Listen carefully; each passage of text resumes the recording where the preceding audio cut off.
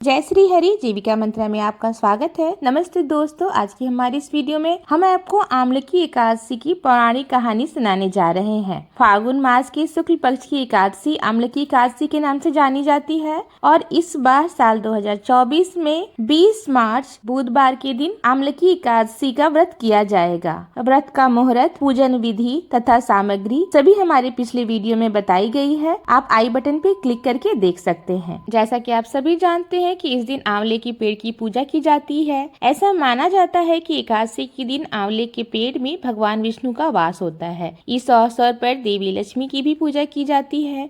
ऐसी मान्यता भी है कि भगवान कृष्ण अपनी पत्नी और देवी राधा के साथ आंवले के पेड़ के पास निवास करते हैं। आंवले की एकादशी की पौराणिक कथा के अनुसार भगवान विष्णु के नाभि से ब्रह्मा जी की उत्पत्ति हुई थी। उत्पन्न होने के बाद ब्रह्मा जी के मन में जिज्ञासा हुई कि वह कौन है, उनकी उत्पत्ति कैसे हुई है।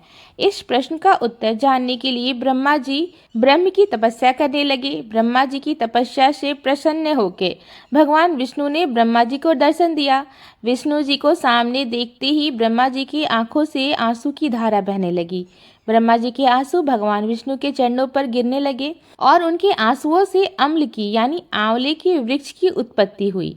भगवान विष्णु ने ब्रह्मा जी से कहा कि आपके आंसुओं से उत्पन्न इस आंवले का वृक्ष और फल मुझे अति प्रिय रहेगा। जो भी आंवले की एकादशी के दिन आंवले के वृक्ष की पूजा करेगा उसके सारे पाप समाप्त हो जाएंगे और व्यक्ति मोक्ष प्राप्त करेगा। तभी से आंवले की एकादशी के दिन आंवले के पेड़ की पूजा की जाती है। साथ ही इस दिन आंवला भगवान विष्णु को अर्पित किया जाता है।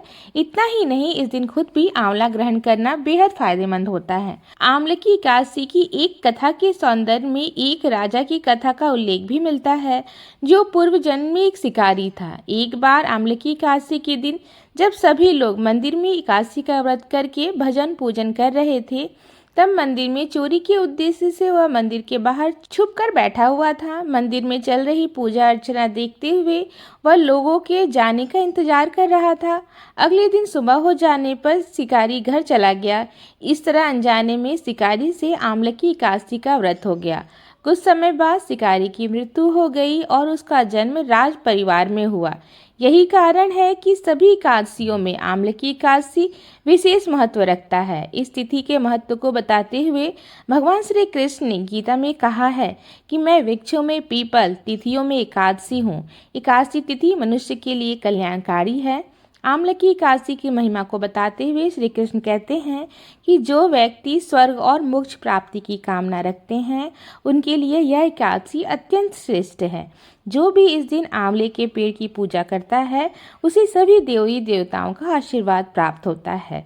और अगर पर्यावरण के दृष्टिकोण से भी देखा जाए तो इस ऋतु में मौसम बहुत ज़्यादा बदलता है, तरह तरह की बीमारियां होने की संभावना होती है, तो आंवला खाना शरीर के लिए भी बहुत फायदेमंद होता है। अतः हमारा धर्म कहीं न कहीं विज्ञान से भी जुड़ा हुआ है। आप सभी को आंवले की एकादशी की बहुत बहुत शुभकामना। जय हरि विष्णु। आपको हमारे द्वारा सुनाई गई यह कहानी कैसी लगी, प्लीज हमें कमेंट करके जरूर बताइएगा। साथ ही साथ ऐसे ही आने वाले 30 त्योहारों के बारे में जानने के लिए आप हमारे चैनल को सब्सक्राइब करके जाइए। धन्यवाद।